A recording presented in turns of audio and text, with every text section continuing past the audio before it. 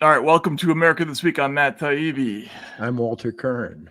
And Walter, we've got a little quadrophenia up on screen because Walter's deep in the Shining experience right now, right? Is that my understanding? Yeah, I'm literally in the Shining experience, and excuse my voice, I haven't spoken to another human being for days. Not a live one anyway, right? No, on the phone. But Mhm. I'm here finishing a book at a cabin, way out in the woods. And about 3 days ago, I started hearing a sound, mostly in my right ear, that I imagined was caused by me tramping on the floor and making something ring slightly, a glass or something in a cabinet. But I've now determined that it's in my head, that it's caused by swallowing for some reason. And it sounds like a kitchen timer going off faintly in the distance. Basically, I was on the phone with my wife yesterday, trying to sort out whether the sound was real or not. She immediately intuited that it was not, probably from the way I was behaving. So that's going on. Every once in a while, I'm seeing a mouse that I don't believe exists, but my head has convinced me is somewhere in the house. It's really getting that way. No ghosts, no rivers of blood, but trending that way. Yeah. Excellent. Let's roll a little bit of quadrophenia here.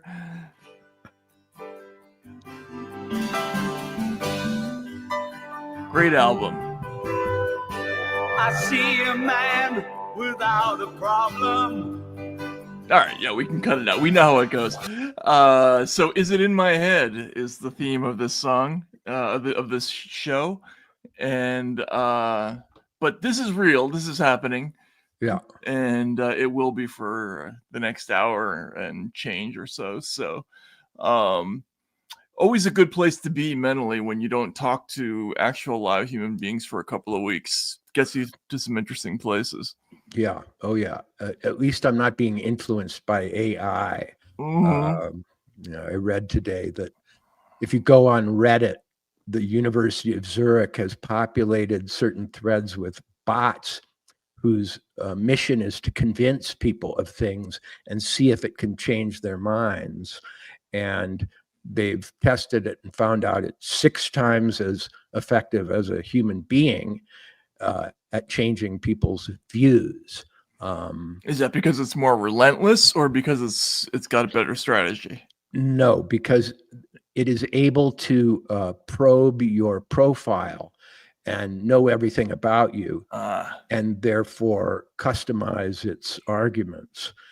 I don't usually go on Reddit now. I never will, but I'm convinced it's happening all over the place. Look, that's another mark against Switzerland, as far as I'm concerned. Let's just add it to the list. Greenland, Canada. We're going to be checking the returns from Canada tonight. Oh, cool. They get to have their, swan song election. Good for them. But, it may not last for a while. And we'll just throw it all in a big pile. Greenland, Canada, Switzerland. Do we need all of Switzerland or just the German parts, do you think? I would say it was Zurich. I'm not sure if that's a German part or I think that's a German part, isn't it? Yeah. It seems like a Germanic experiment to me. Mind control is a fascination of the Norse people, I think. So, but it really has caused me to think that unless I know the reporter, or unless I know the commentator, I don't want to hear the opinions of the anonymous anymore, or of strangers. They're all based in Zurich, as far as I'm concerned. Yeah, I've decided that mostly I just want to interact with human beings, at least the ones that I can see. Right. At this point, because it's gotten ridiculous, the over the top nature of the automated replies. Yeah. Well, we have a lot to get to there's a little bit of a theme that kind of picks up, and I know people are going to freak out when they hear the name David Brooks, but we're not going to talk about David Brooks, but he was talking last week about starting a civil uprising, and this is a thing that's starting to spread a little bit. It's in the ether, some common terminology that that ties in with that column, and there was a little incident that was weirdly underreported that took place in Bulgaria over the weekend that we can mention. But we should probably start with the Scott Pelley thing. 60 Minutes decided to do a little, what do they call that when you sort of include the audience in the...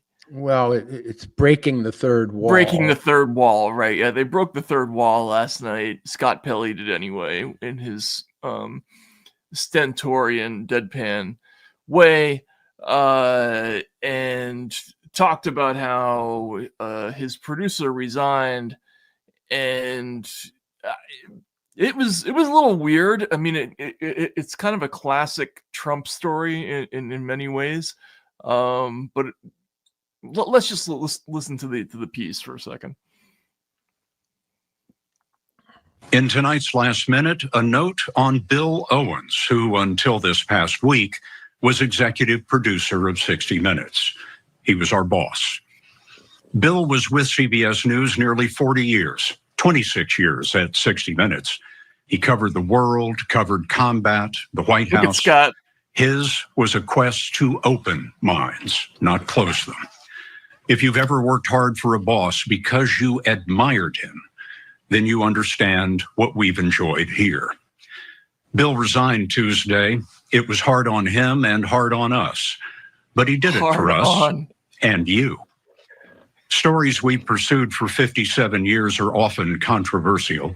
Lately, the Israel-Gaza war and the Trump administration. Bill made sure they were accurate and fair. He was tough that way. But our parent company, Paramount, is trying to complete a merger. The Trump administration must approve it. Paramount began to supervise our content in new ways. None of our stories has been blocked, but Bill felt he lost the independence that honest journalism requires. No one here is happy about it, but in resigning, Bill proved one thing. He was the right person to lead 60 Minutes all along. Then why haven't you resigned too? Yeah, so there's that. There's the weirdly non-specific nature of it. So I don't know, Walter. Well, that's the plot of the movie Network, by the way. They're about, because what he didn't mention is that they're preparing to sell CBS. Right. And I suppose Paramount's concern is the value of the property or something like that, and not getting in any more lawsuits.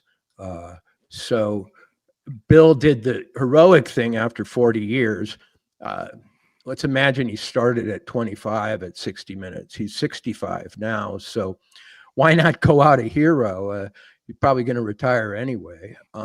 Should go out like Tony Montana, with the big mound of Coke, but Paramount coming through the door. But of course, he was not specific in any way about what caused this.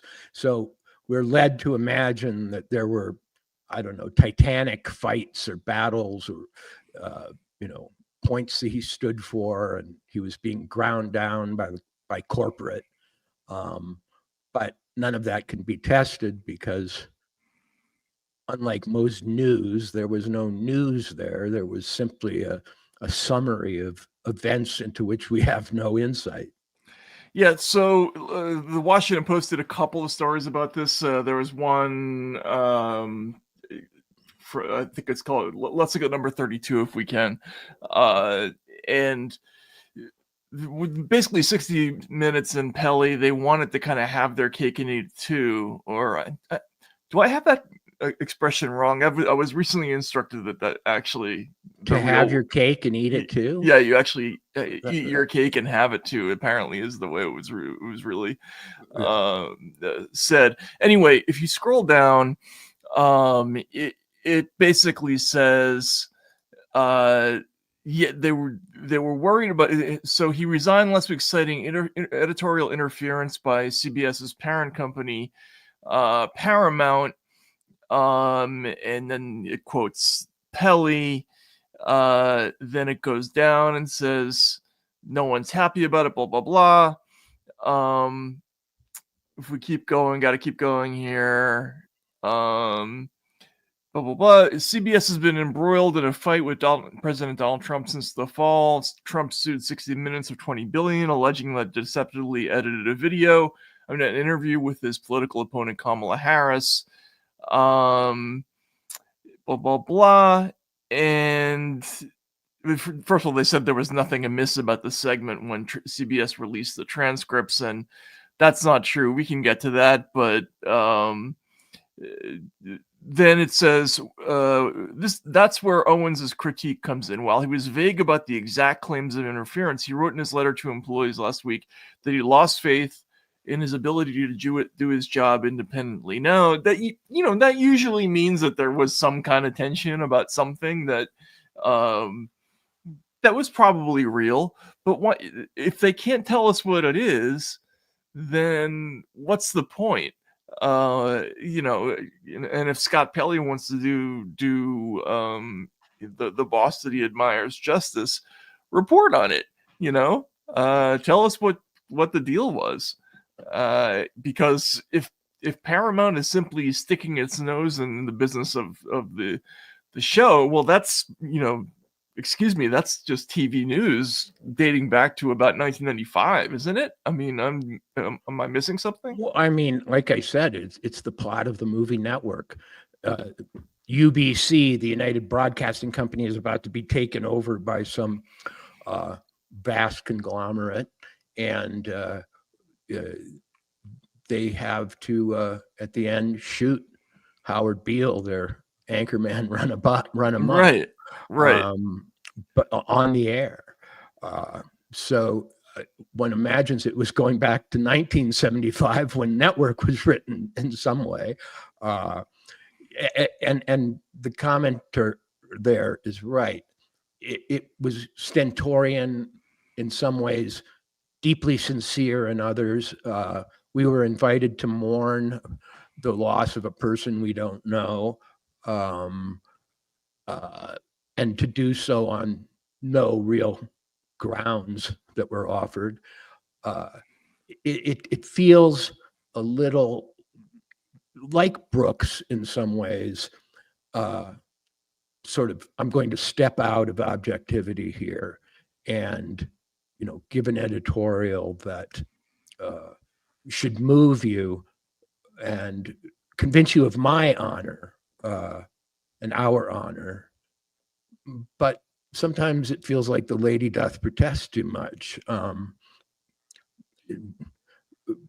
The assumption of honor at 60 Minutes hasn't been intact for a while.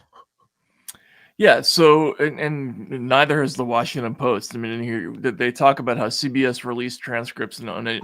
So the backdrop of all of this, Paramount's doing the deal. They need the incoming Trump administration to help approve the deal. So the theory is that CBS caved in the lawsuit that Trump filed about the Kamala Harris interview because they wanted help with the merger going through, which, as you say, was kind of the plot of Network, right?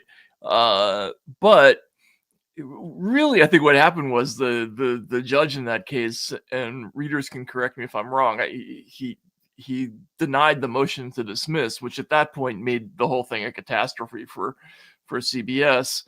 And once the suit's going to go forward, the judge is saying there's enough here that we want to see everything. That makes it already a PR nightmare for CBS, and it's one of the reasons why they would want to settle and make this go away. Now that if they additionally went on to change coverage of certain things, I'd want to hear about that, but that's not what was alleged, or at least they didn't tell us about that. So, Well, he said no story has been killed. Right. But, like a lot of legendary media institutions, 60 Minutes, I think, has been coasting a bit for a while. We've seen some pretty astonishing stories from them. Most recently, the one about German censorship, in which they laughed along with news of these raids on people's houses, these 6 a.m. raids on people's houses. Right. Yeah. So was that 60 Minutes endorsing state censorship? And yet now they seem to be intimating that they're the unjust victims of it. What goes around comes around. Yeah, no, it didn't really, that wasn't a great moment. I mean, 60 Minutes has had a whole bunch of kind of losses lately. And as for the release of the full unedited stuff from the Kamala Harris interview, if you remember, that the plot of this is that they released one version of an answer to a question that was asked of Kamala Harris in a Face the Nation segment, and then going forward, they released a completely different answer. Now, it's not necessarily like a huge ethical or legal violation. It's just this, it's a little bit deceptive, and it's definitely thumbing the scale a little bit if you toss out the shittier answer and add in the better answer, right? Well, 60 Minutes is known for its face-to-face interviews, cutting back and forth. And we don't really know, because we haven't probably scrutinized that many of them, what their standards and practices are as far as editing those things. Are those continuous interviews or answers and questions subbed in? I mean, for they almost couldn't be, because it would be too long. But yeah, go ahead. Well, all I'm saying is maybe they have skeletons in their closets. Maybe it could be shown that this is, I don't know if it would help the Trump lawsuit, but either habitual or an accepted, right. An accepted practice there. It's hard to speculate, but we do know that Bill Owens was a legend, a boss both tough and fair, or whatever.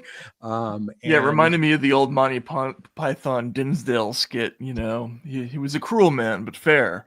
Right. And maybe he's the greatest man who ever served in network news. I really don't know. This is not to slight him, but there was an edge to that thing which suggested they are being leaned on, and unfairly so, that they can't do their jobs as they wish they could. It was fulsome. That's the word I would use. Yeah. Just so we have the background on that interview, let's and so I grabbed this. I couldn't find the core recordings that CBS released, so I just took it from Robbie at the Hill, and I'm sure he's going to be fine with it. We're just taking the CBS portions, but this is the this is the edited version. If we could look at this, this is basically the beginning. This is how the Face the Nation version of the Kamala interview went. First, here's the edited version. But it seems that Prime Minister Netanyahu is not listening. We're not going to stop pursuing what is necessary for the United States to be clear about where we stand on the need for this war to end. And here's the unedited version. But it seems that Prime Minister Netanyahu is not listening. The Wall Street Journal said that that your administration has repeatedly been blindsided by Netanyahu. And in fact, he has rebuffed just about all of your administration's entreaties. Well, Bill, the work that we have done has resulted in a number of movements in that region by Israel that were very much prompted by or a result of many things, including our advocacy for what needs to happen in the region. And we're not going to stop doing that. We're not going to stop pursuing what is necessary for the United States to be clear about where we stand on the need for this war to end. Trump responded. Anyway, yeah, I don't know what that. How did they section tell the meant. difference between Yeah. those two answers? Why did they prefer one over the other? I guess the edited or version was a little more concise. It was, yeah, it was less demented, and you know, you and I speculated about this at the time. If that second crappy answer had been called from a response to a different question, that would have been a really bad, you know, thing to have been caught doing. This is just, look, if you're doing a hit piece on somebody, or if you're doing it's a hostile interview, you take the crappy answer and you stick it on there, or at least that's what most news organizations will do. If, on the other hand, you happen to have a liking for that politician, or you want to shade things a certain way, you will edit that out, right? And that's kind of the way of the world. And it's not a huge revelation, but it's certainly embarrassing for CBS. And you know, the people who say that they caved in this because of the Paramount deal, no, it's just embarrassing. I think they just wanted it to go away. And as you said, who knows whether this is a routine practice or not, right? Yeah. So if I remember correctly, wasn't Trump very unhappy with the 60 Minutes interview he did with Leslie Stahl at one point? Right, where the opposite happened, basically. Meaning he gave some kind of answer that was not bad, and they cut that one out, and right. So he's on their case already. Right. And of course, to Trump, it's the biggest crime that's ever been committed in history, right? And I've had one correspondence with Donald Trump. It was years ago, and it was in fact with his lawyer, when I suggested in a column that the ratings of Celebrity Apprentice had fallen, or I don't know that I spoke specifically of the ratings, but just its popularity or its appeal or something. And I got a letter from his lawyer days later telling me that the ratings had never been higher, giving me a course in the facts, and insisting that I not continue on this path of minimizing the impact of Celebrity Apprentice. So I think I've only gotten a letter like that from one other entity, and that was the Church of Scientology.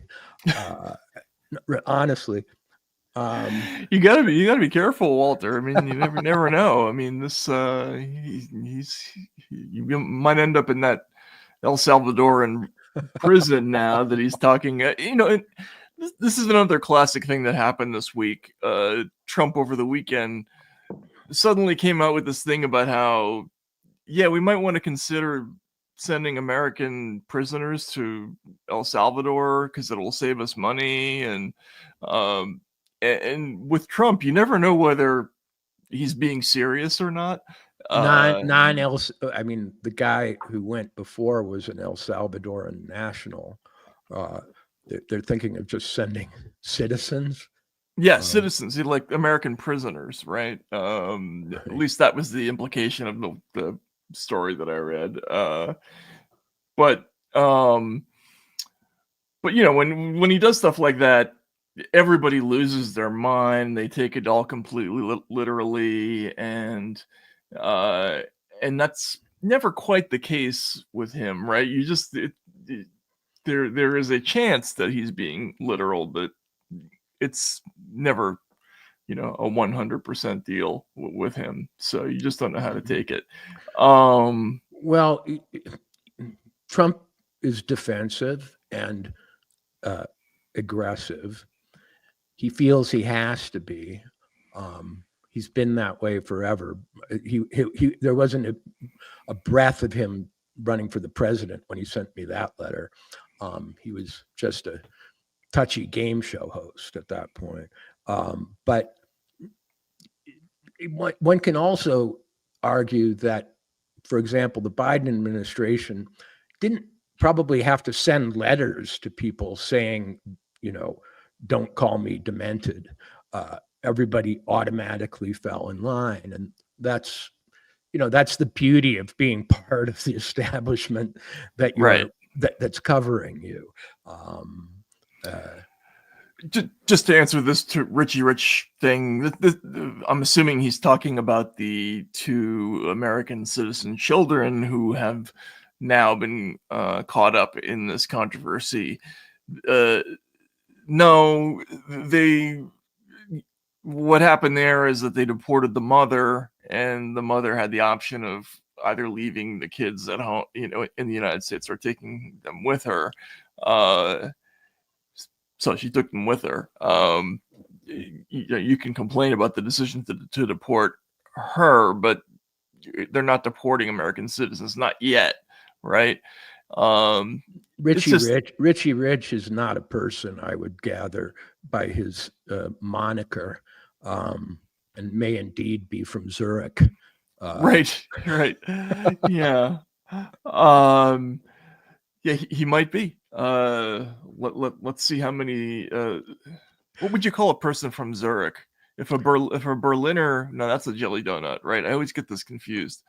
A Zuricher. A Zuricher, yeah. See how many of those we have there.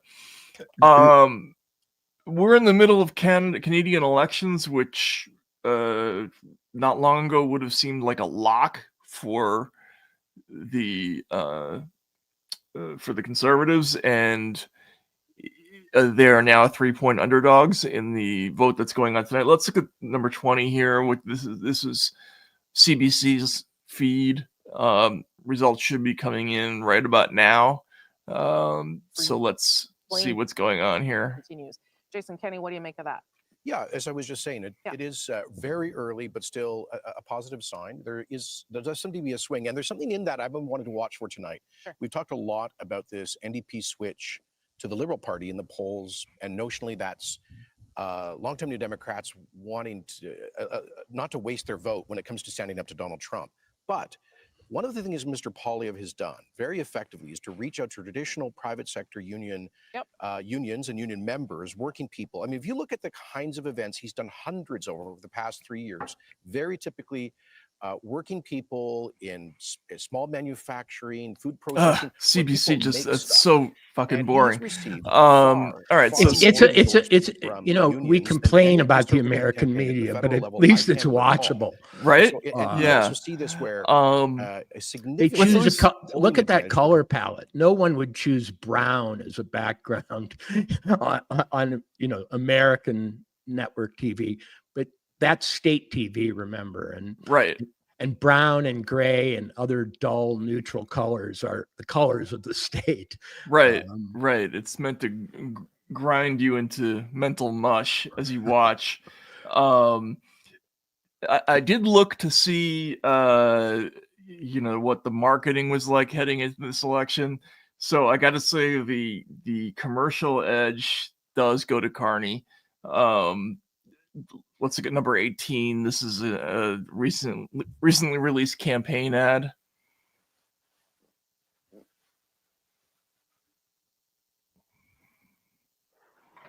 Let's go. Mr. Prime Minister, Mike Myers, what are you doing here? I just thought I'd come up and check on things. You live in the States? Yeah, but I'll always be Canadian. But you live in the States? Yeah, so?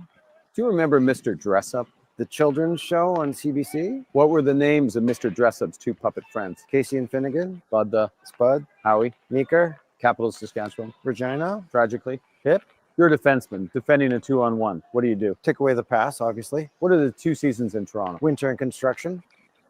Wow. You really are Canadian. Yeah. But let me ask you, Mr. Prime Minister, will there always be a Canada? There will always be a Canada. All right. Elbows up. Elbows up. What is the elbows up thing? I don't know.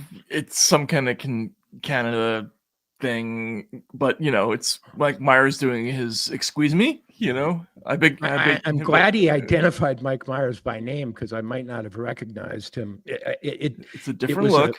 It was like the sound in my head. I'm not sure if that's Mike Myers or, you know, someone It's in my head like him. What a strange ad that a comedy routine should pass as an ad in Canada. I don't think I've seen that in America. Not for a major office. I haven't seen a politician try to pull it off in America at the national level. Is there one that I can't think of one? We just don't have any comedians left in America. So, but the issue of that conversation, of that absolutely contrived and not particularly funny conversation, was that somehow Canada faces annihilation, or I guess absorption by the United States against its will. And what an interesting thing to be voting on, to be voting against Trump in Canada. We don't, as I remember, vote against foreign leaders in our elections. Though maybe no, we did. We voted against Putin, right? We voted against Putin many times. Yeah. Right. Recently. Yeah. And that's an interesting wrinkle that, you know, your vote in any country is really a vote against the most powerful leaders abroad. But I imagine Canada might wake up with a big hangover, having successfully resisted Donald Trump, even though quite recently it had policy differences with the Liberal Party. They may regret the false issue of their own honor or whatever it is they're defending. Maybe they feel it's imminent, some kind of engulfment by the U.S., but I haven't taken that all that seriously myself. Well, the poll swing is really significant. I mean, it looked like a absolute shoe-in for Pierre Poilievre and the Conservatives, you know, up until a few months ago. About a year ago, he started running essentially the same kinds of ads that Trump was running, about how you just can't, you know, what we would call the American dream is broken in Canada, the deal, right? So let's look at number 24. This was an ad that he started running a while ago.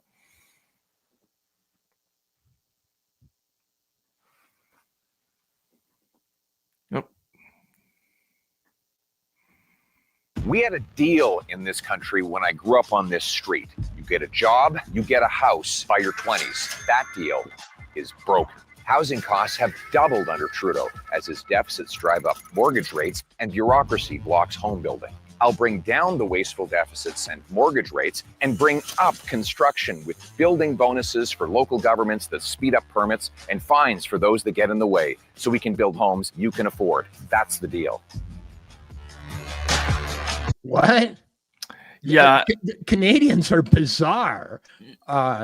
He had it sort of thermal undershirt on or something. Yeah, and he disappeared into a house. Was that his house? I hope so. He ran into it. Yeah. So something was burning in the kitchen. Right. I don't know why he was compelled to run. He still had a hostage tied up in the basement somewhere, maybe. His his platform of affordable housing, I remember, was a platform of the Democrats here. Remember? I mean, pretty much the only thing they could pin Kamala down on was that she was going to give some bonus to people who wanted to buy houses or something. it's a transferable issue, it would seem. But I guess standing up to Donald Trump overcame the desire for affordable housing or whatever it was.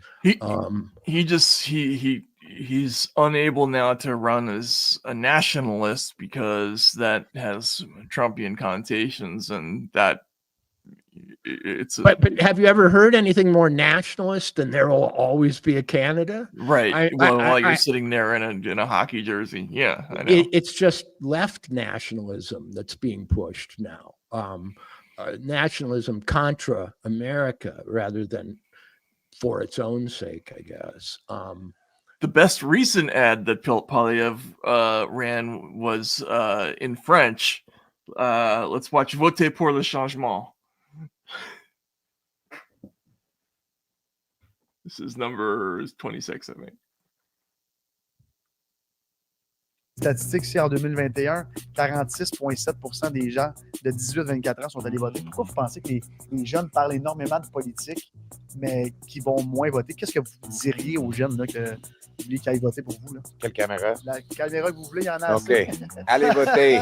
Il faut voter. Si vous voulez une maison, si vous If voulez you want a house, dans vos poches, you want a paycheck, il faut aller voter. Sinon, les choses vont jamais changer. Vote for change, vote conservative. What the fuck? That's what I mean. That's what I mean.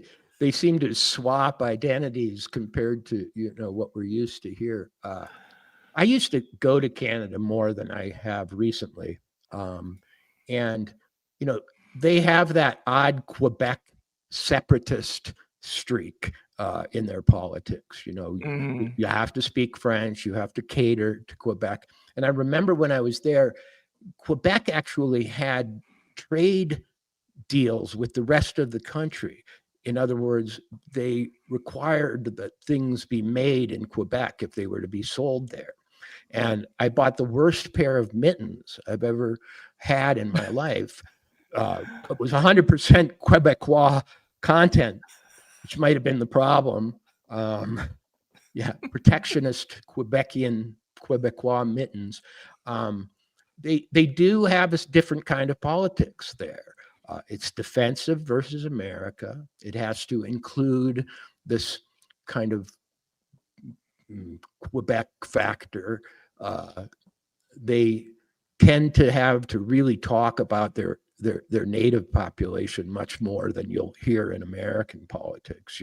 Their First Nations citizens, and it does feel to me like Bush versus Gore or something. Those two. I don't see a really strong contrast.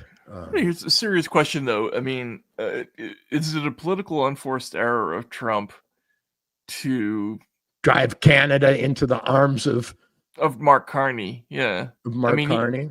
Like when he had Trudeau to kick around, it was just nothing but political win after political win. I mean, every time you mentioned that guy, it was like he went up in the polls. Well, now the maybe it's an unforced or a forced victory. Maybe Trump wishes to draw a contrast with Canada and see it go down the tubes in some fashion that he will warn us we might. Maybe he wants the strong contrast. Maybe he wants an adversary right here on our doorstep. I don't know. I don't think that a conservative winning in Canada would necessarily be some great coup for him. And, we live in a world now where a central banker like Carney, a lifetime investment banker, is a liberal. Right. This is like the former global head of investment banking at Goldman, the former, governor of the Bank of England. He's the liberal now, but look, that's we started going through this change in the early 90s, and Bob Rubin goes from Goldman to the Clinton White House. This is no longer weird. This is kind of the standard WEF style politician now, is copacetic with the financial services industry, but socially liberal, hangs out with Mike Myers, and that's where they're at. So it's a little weird, but the last thing I'll say about this is, since when did investment bankers in general become shoo-ins for higher office, or populate the upper reaches of government in the way they have? It's not something that I've ever really quite understood. Why is an investment banker like an executive in a state? And do they promise to integrate their countries into some order that's higher and more sophisticated than other types of politicians? I'm not sure. I besides being an adversary of Trump's, I'm not sure what Carney has been selling to Canada. More of the same. There seemed to be great dissatisfaction with Trudeau, and I actually wonder if he'll win when I think about it. Well, it was close enough. It was 3 points last time I checked. So, and the thing about Canada that's important to remember, because I grew up in South Canada, Minnesota, and they bear amazing cultural similarities, is that Canadians don't like to disagree. Right. And they don't like to be in a friction with their neighbors. And so if there's one population that will lie to pollsters, I would imagine Canadians are that. Why do you guys talk about Canada so much? Because it's like having an ant farm. It's right. Like yes. you can watch in miniature the behavior of a political entity without caring about the outcome. Yeah, I mean, it's like going to a zoo and when you see the gorillas and it's like, wow, they're so human. That's kind of the same thing with Canadians. They're almost like us, But I'm kidding, Canada. I'm not comparing you to gorillas, but we are interested in what happens in your country, and this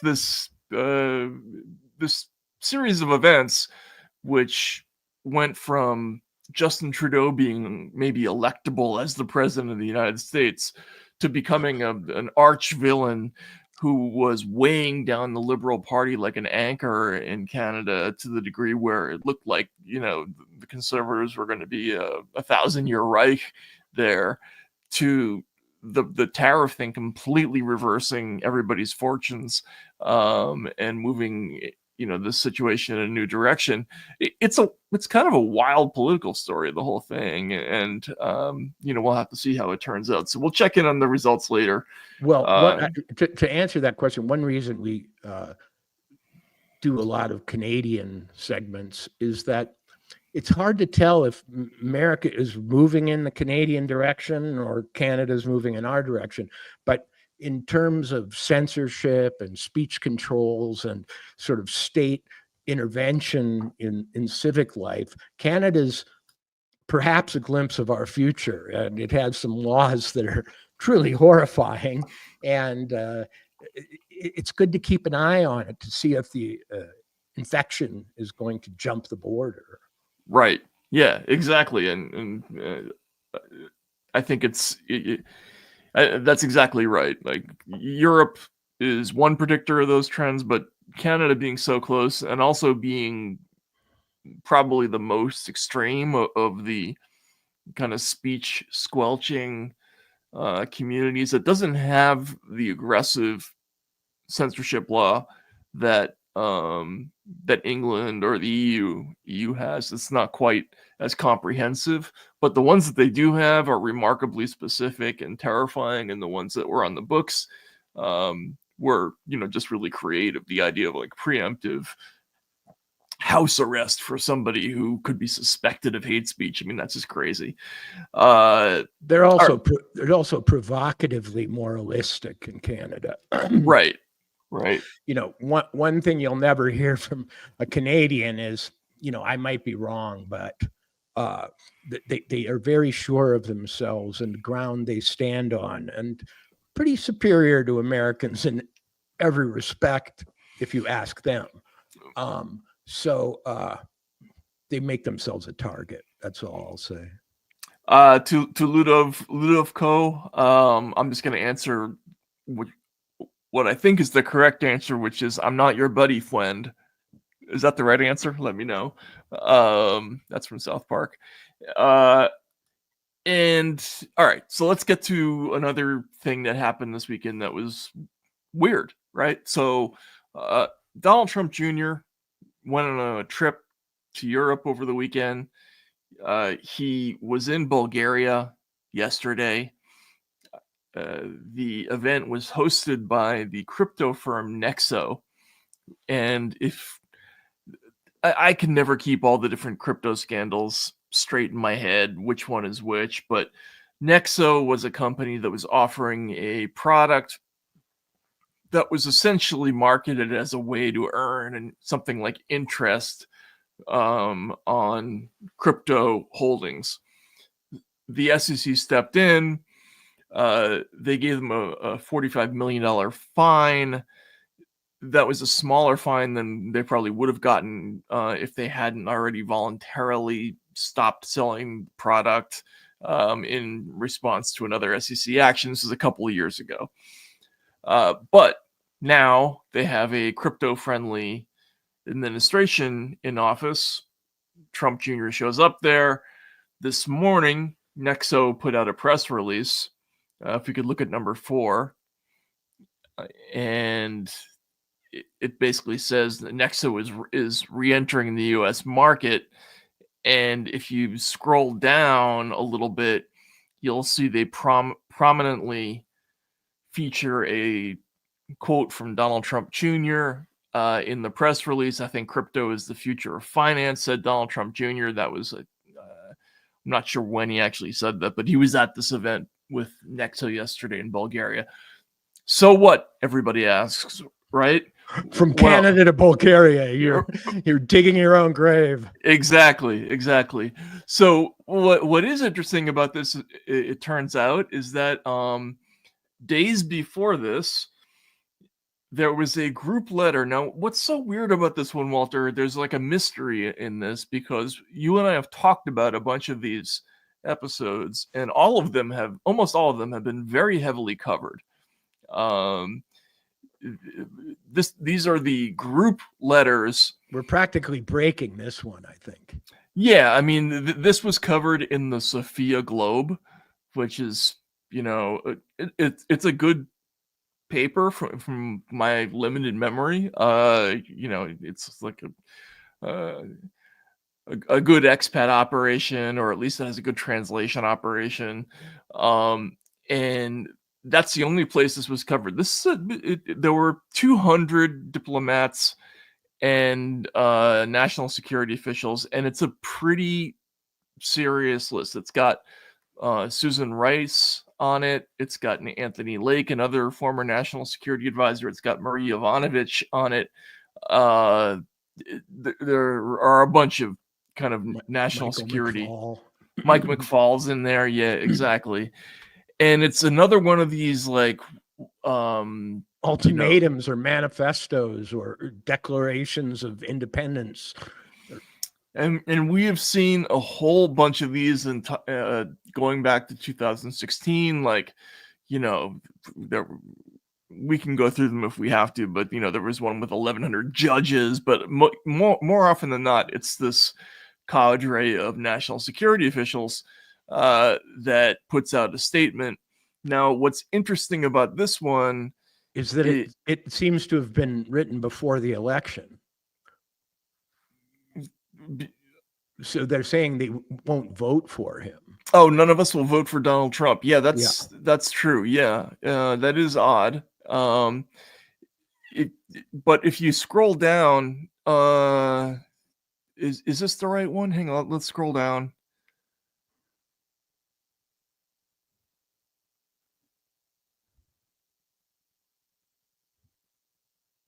No, this isn't the right one. I'm sorry. Let's go to the group letter from it's the same letters in the Globe, so it's number 2.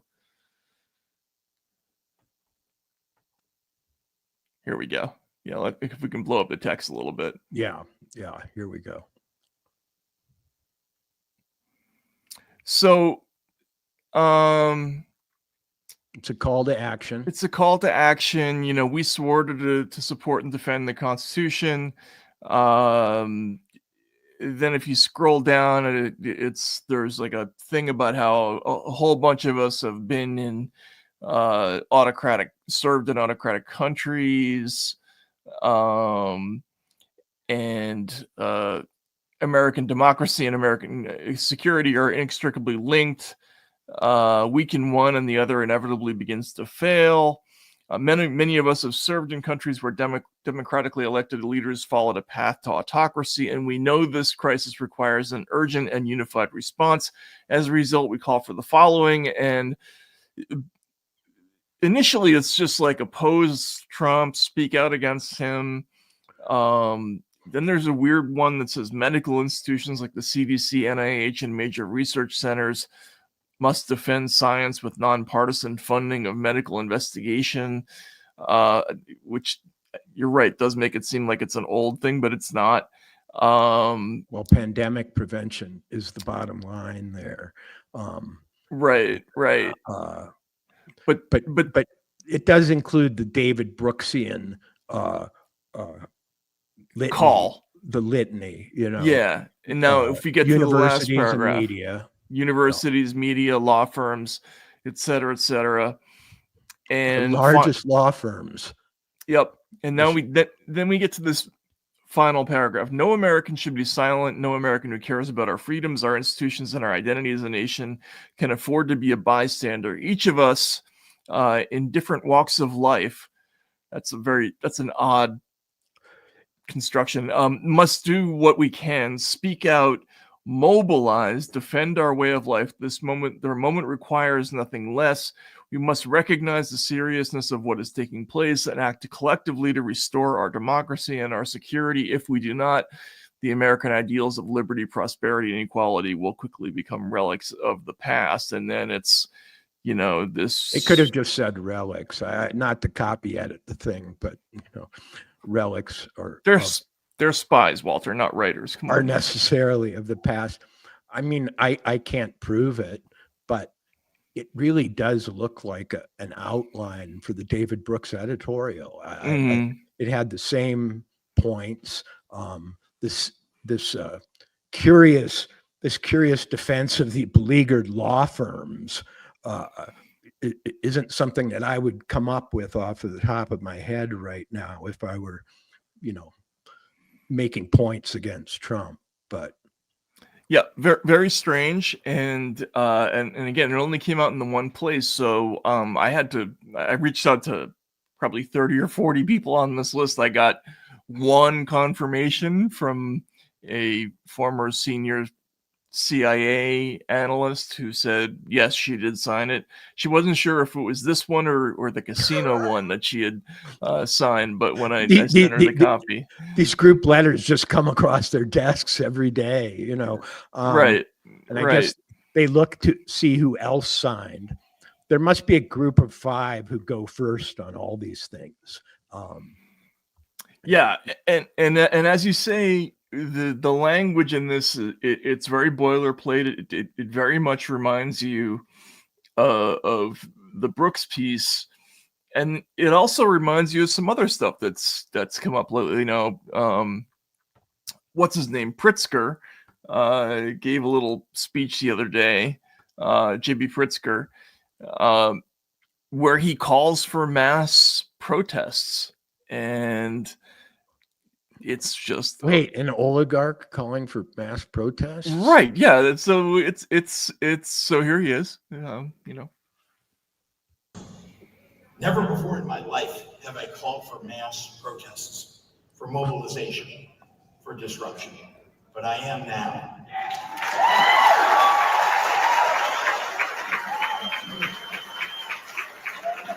And the billionaire shall lead you.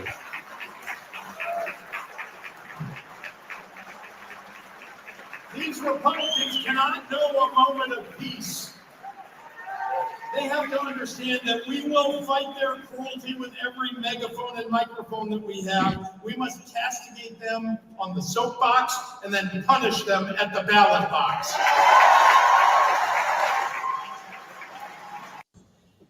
Okay, so he did that. Now, also, not friend of show Ann Applebaum about. Actually, it wasn't that recently. It was more like a month ago. Gave an interview on German television. Let's see, what number is this one? Interesting that they're seeding this abroad.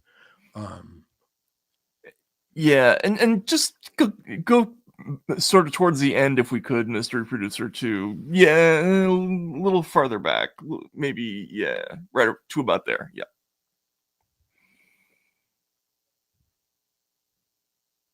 So she's going to get asked about like how come Americans aren't resisting Trump with more force, and well, I mean, one easy answer is that they just elected him by a majority. So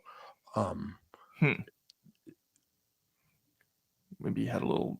We'll come back with it in a second. Let's try this.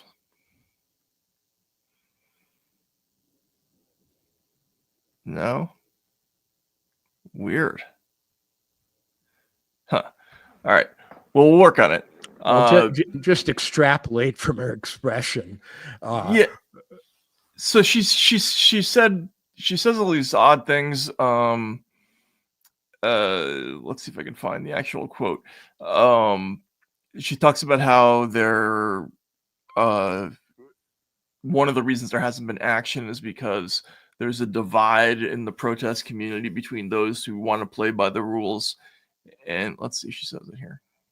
Admiration for Russia, whether it's related to his political or really more to his financial links, is hard to tell. It is true that Donald Trump admires political leaders who are both wealthy and powerful, and he understands that combination as something preferable to the traditional American model, which is that our presidents, while they were very often well-off men, they weren't billionaires. And so it may be that he admires that kind of power, that combination of financial and political Again, it's so funny after the Pritzker thing. That might be one of the things at the root of his admiration for Russia and for his apparent desire to give Russia far more say in European politics than ever before.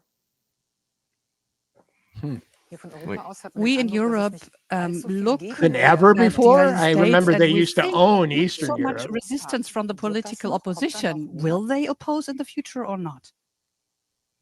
So if you look at other countries where something like this has happened, where there's been an autocratic takeover or an attempted one, it very often is the case that initially the opposition becomes divided.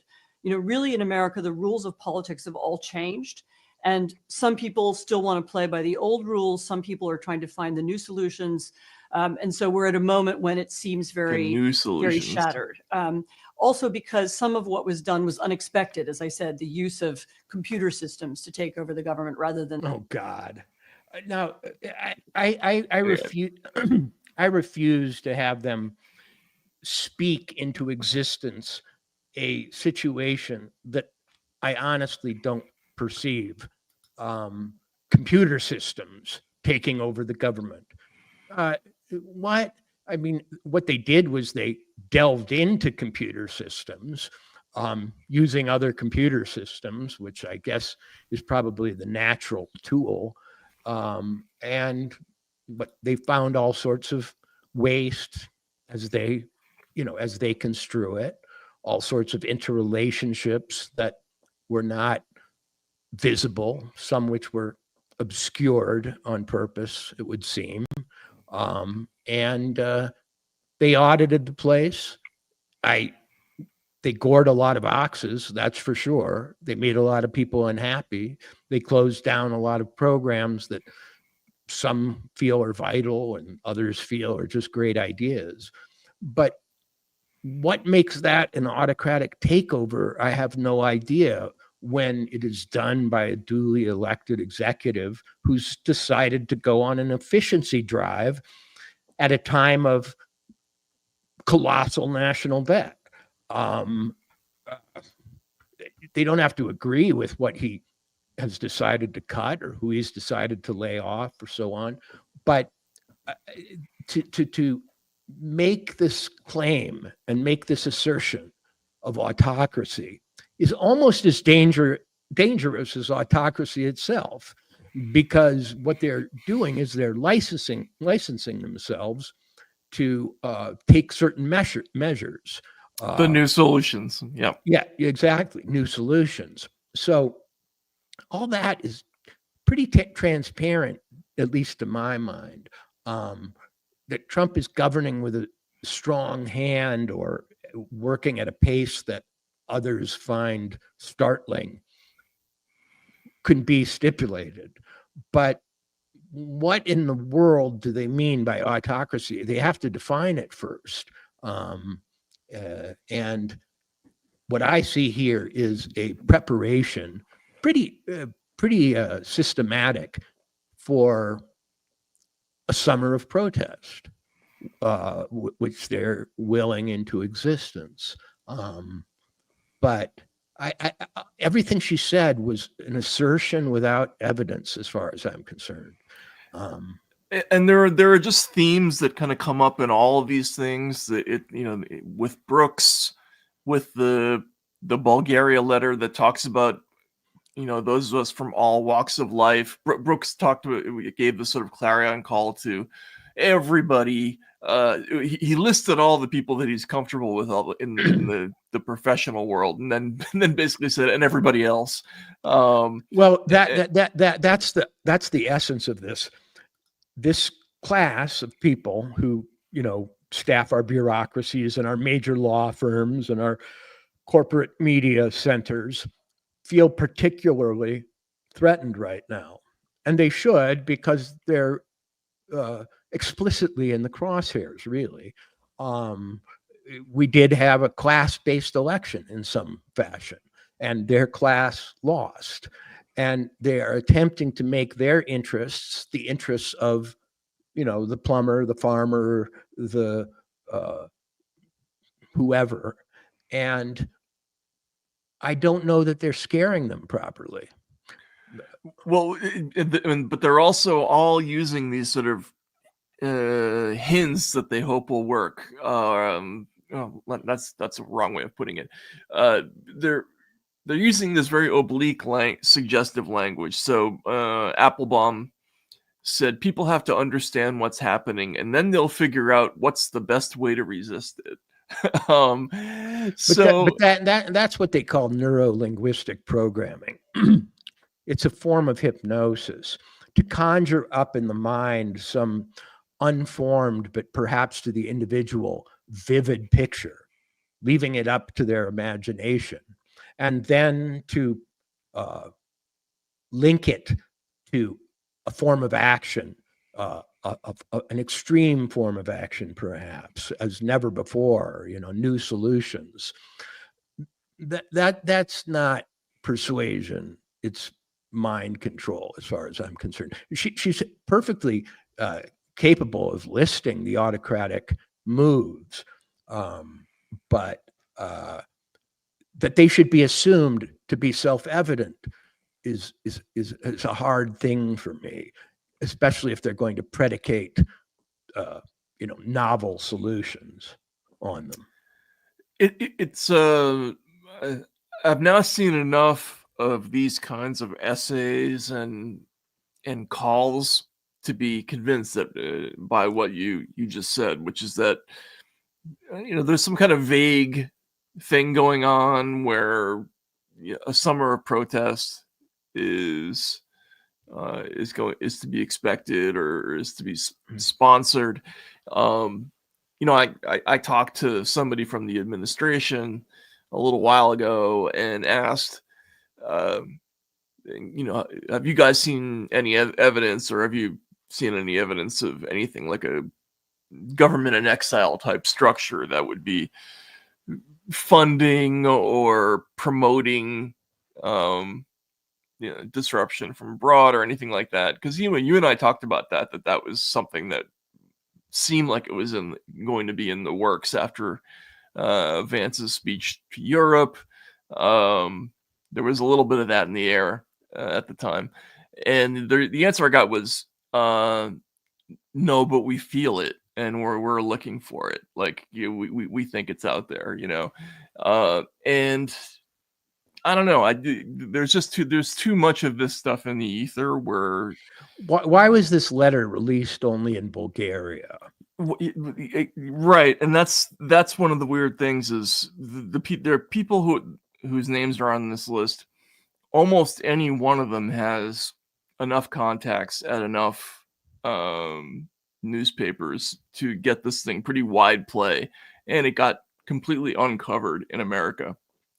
The only person who did any media on it was the former ambassador to Bulgaria, Eric Rubin, who went on TV in Bulgaria and gave an interview about it, but nobody else. And that's odd because there have been a million of these things, and you and I have talked about a lot of them. Remember, there was that weird thing about the NSL4A. I forget what the National Security something for America.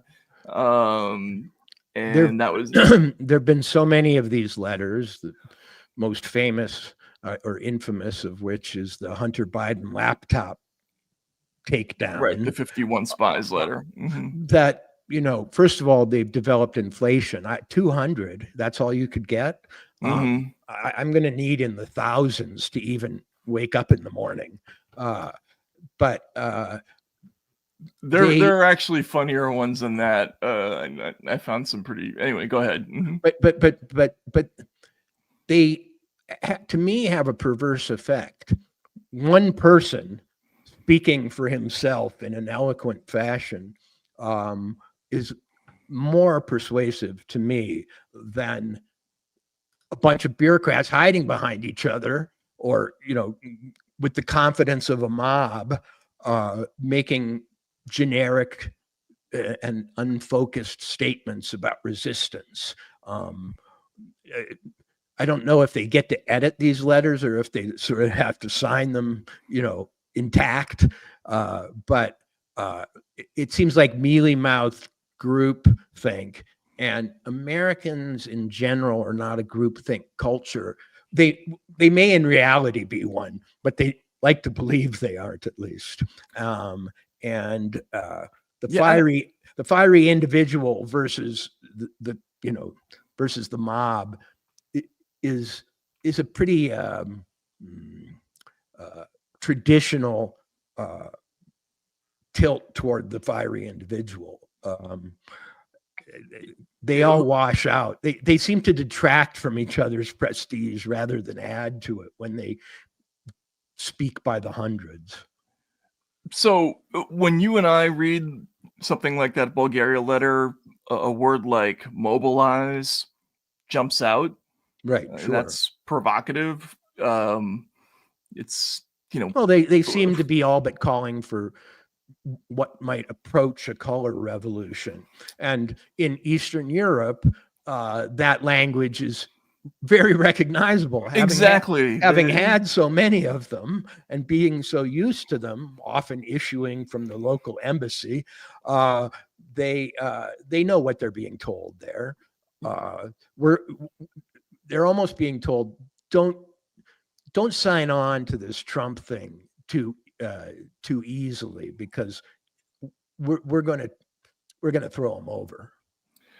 But they have a plan in place for step 2 of this process in Eastern Europe. There's money that's thrown at groups that go out into the street. There's money that's thrown at independent media outlets so that everybody hammers the same themes, gets people to go out on demonstrations. But I don't know that they have the other half. So that's, I guess what I'm getting at is who's the audience for a line about like this thing about mobilizing.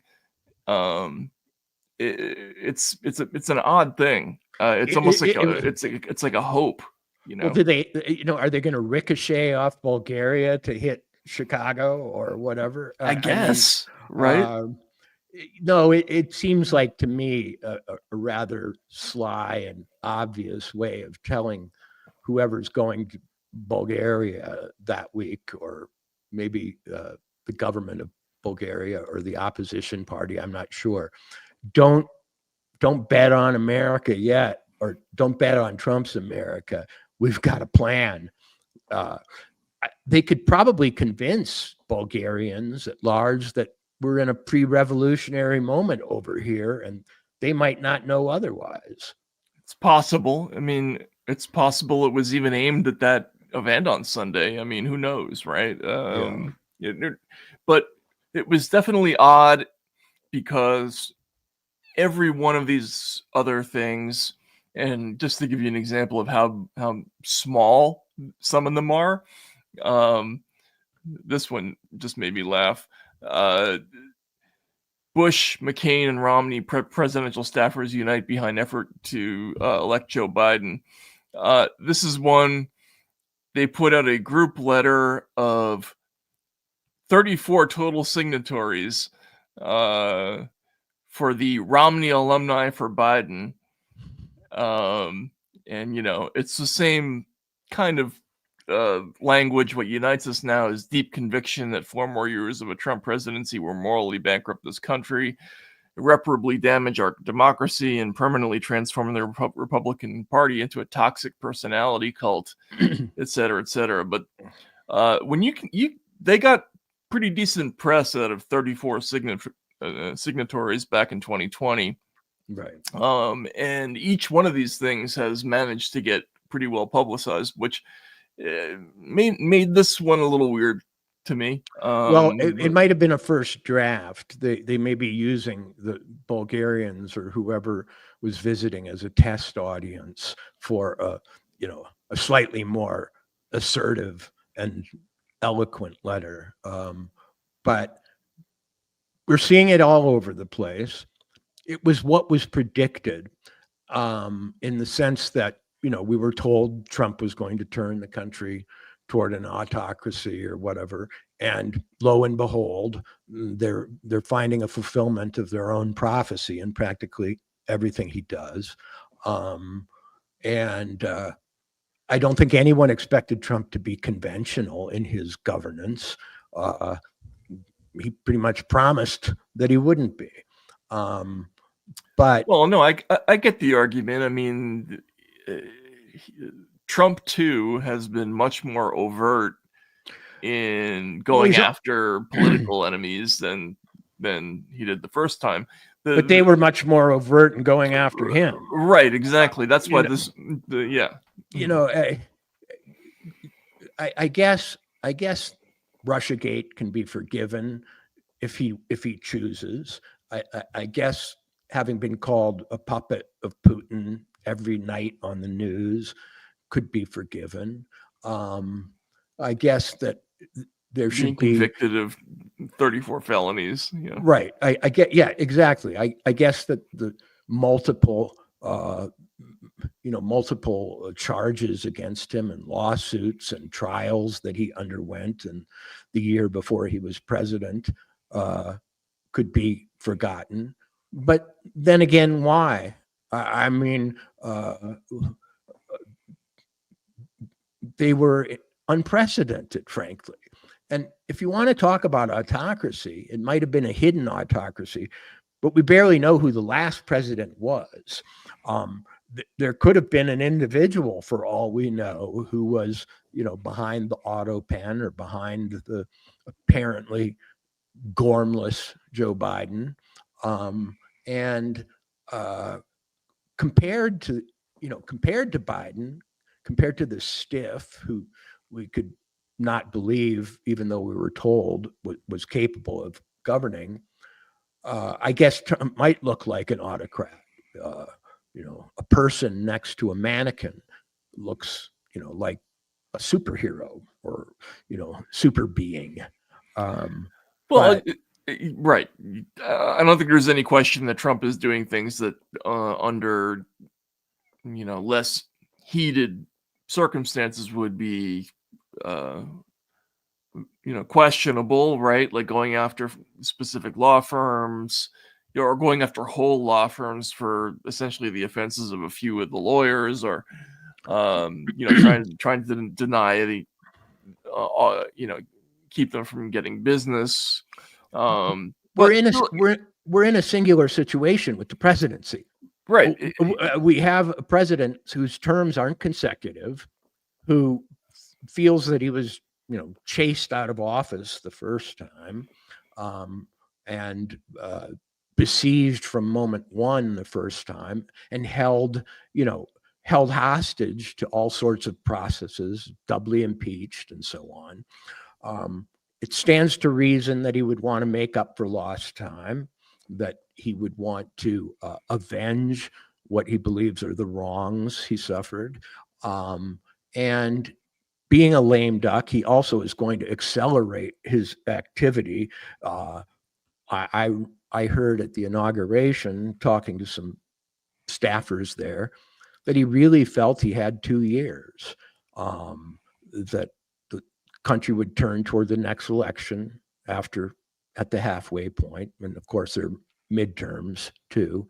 And so the clock is running for Donald Trump in a way it doesn't often for presidents, I think. And because he's also such a, egotist, he puts his face out there constantly. I mean, we sort of, it was like wildlife sightings with Biden. Every once in a while, you saw the deer walk out of the woods. Or into it. Yeah, with Trump, it's like he's standing in the road, Right. daring you to drive around him at all times. And I guess the optics of that are easily conjured into autocratic rule. But I just think this whole story has to be considered as one long spectrum of. It's a saga. It's a drama. Exactly. And what we keep seeing in the coverage of this stuff is it's almost like there's no history before 10 minutes ago where, the candidate was, under arrest, was being they were attempting to take him off the ballot. They were levying enormous fines for outsized, outsized in correlation to the offense. Doing things like Project 65, trying to get every lawyer who defended Trump disbarred, which is, very much a precursor to these kinds of actions against these big law firms. Well, some of these big law firms had, skiffs in them, and right, and it would seem privileges that allowed them access to intelligence, and the NSA and so on. I don't think America is quite educated on the power, influence, and nature of these giant law firms. No. I think the more they know, the more they might be given pause by the role that they now play. When I walk around Washington and sort of look at plaques and names on doors and so on, I'm impressed by how these law firms have prime real estate and announce themselves with almost embassy-like, signage. Skadden Arps, by far more powerful, I'm sure, than Bulgaria in American politics. Oh, yeah.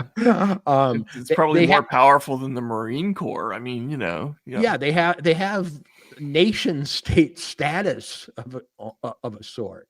And they penetrate the government at all levels in the same way the investment banks do.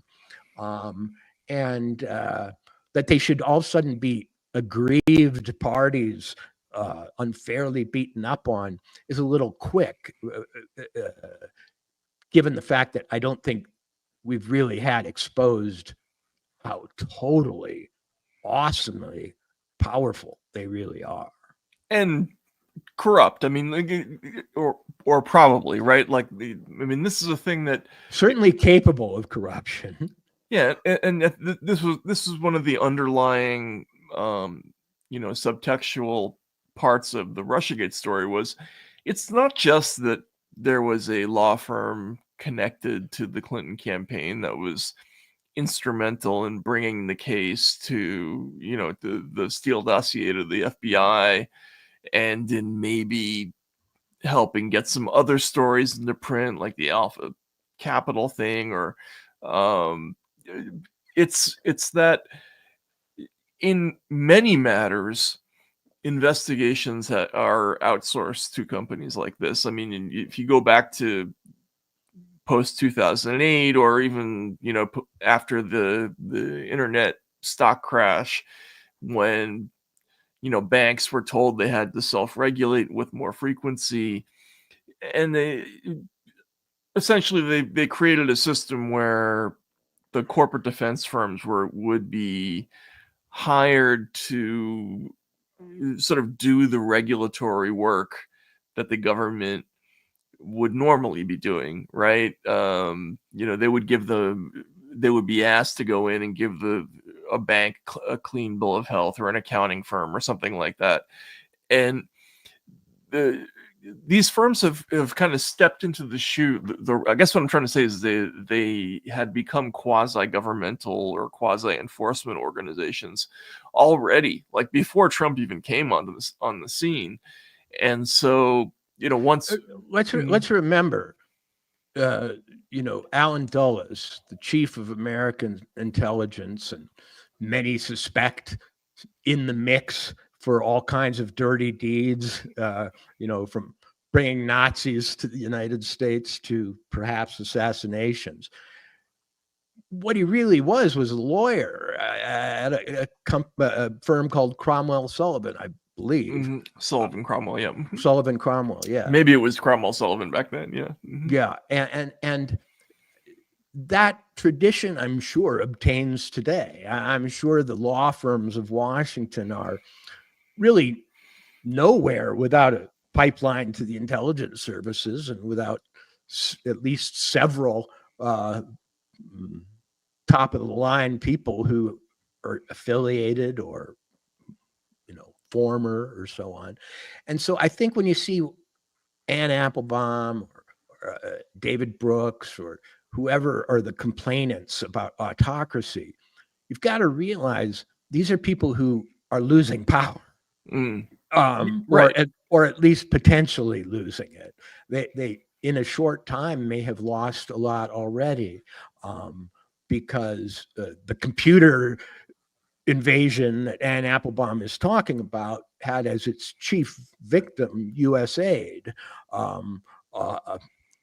a murky arm of intelligence and state that did all kinds of things. I get daily reports from someone associated with the administration about various programs and so on. The latest one, I haven't checked it yet, was an alleged $280 million to the social media influencers of Kurdistan. And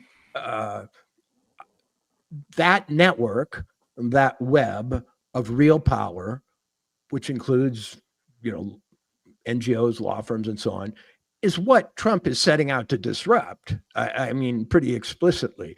And whether you're with that or against it, I don't know. But we're seeing a changing of the guard to some extent, or at least a demotion for these white people, these Ann Applebaums, these Romneys, these people who have existed at the head of power for a while in a way that isn't transparent and has become so, and many don't like it. And they made an enemy of the president of the United States. And they're bearing the burden of that now. Yeah, I just think that this story has been covered. So Trump goes after the tax exempt status of universities, and he's coloring outside the lines a little bit, and in some cases maybe not more than a little bit, in some of the procedural stuff.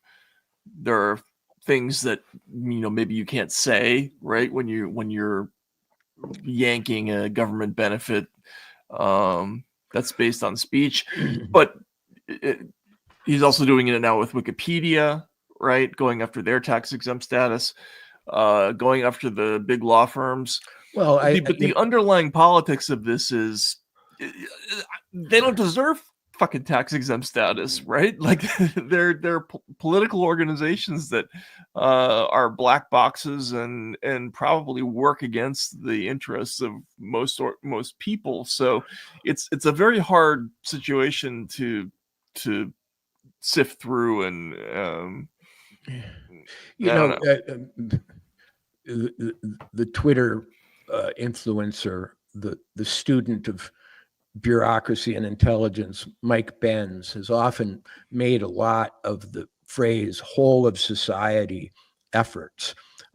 It's a term that's used abroad in the influence game. You try to get the whole of society involved in a political transformation, and that's thought to be the key to success. It's been true for years in America, and I think this is undeniable, that political coloration has seeped into universities. Obviously things like PBS, NPR, and the platforms and the international fact-checking network or whatever. Right. And so as these civil institutions, as they would call themselves, have become progressively more progressive, they ran the risk of political pushback at some point, and now they're getting it. Every action has an equal and opposite reaction, or maybe not equal, but some. And I could have predicted this 5 years ago, that at a certain point, the commentary from these places, the editorial trend, and the political nature of their pronouncements and so on would get some kind of opposition. But they are to themselves, like Canadians, above reproach. They see themselves as in the vanguard of natural processes, the arc of history, and so on, rather than partisan politics, which they're above. But I'm not a big fan of vanguardism, I have to say. Right. Well, vanguardism was proclaimed by the New York Times at one point as the new form of journalism to which they would adhere. And having had 2 children in universities, East Coast universities recently, it's undeniable what's going on and what has gone on. And a light's been shined on it. Now they have to account for themselves to a frankly hostile president. It's a fight they should have anticipated. So we got to bring up 2 things. So you just mentioned that this was the style of journalism. Alex Thompson from Axios at the White House Correspondents' Dinner, or whatever it is, gave a speech that I heard about. Was not well received by other people in the media. They didn't want to hear this, and which was surprising to me. I mean, I think a lot of people were privately thinking this, But he said this, and then a very famous journalist upbraided not him specifically, but the idea in public. So let's take a listen here. Hang on a second. This is at the White House Correspondents' Dinner, which, as the years go on, I'm always surprised still exists. I mean, it boggles the mind that it still exists. That they don't know that, like, some advice to young journalists: don't go to this thing. Don't be photographed at it.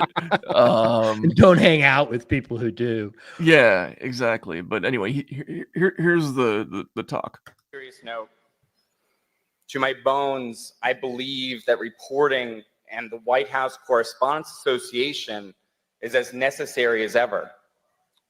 President Biden's decline and its cover-up by the people around him is a reminder that every White House, regardless of party, is capable of deception.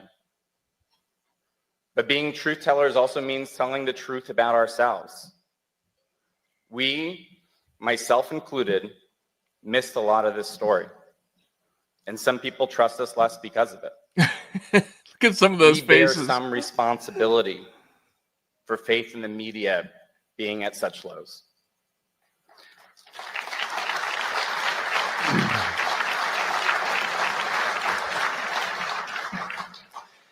I say this because acknowledging errors builds trust, and being defensive about them further erodes it. We should have done better. I believe our mission is vital in a world where people are struggling to figure out what's true, and people with power are not telling the truth. They are solely responsible for this. Right. Has been, is, and will continue to be critical to that mission. Thank you to the association's leadership. All right. So he says, okay, go ahead. They're rediscovering the wheel here. Power will lie to you. Power will deceive you. That's why you guys exist, because that's a principle of reality.